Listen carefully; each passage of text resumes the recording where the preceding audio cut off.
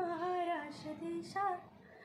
भीमा वरदा कृष्ण कोयना भद्रा गोदावरी, एकपणाचे भरती पाणी मातीच्या घागरी.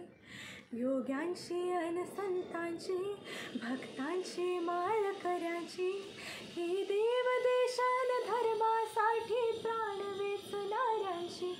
योद्ध्यांची अन वीरांची तलवारीच्या पात्याची, देशाचे रक्षण करण्यासाठी जीव खर्चणाऱ्यांची.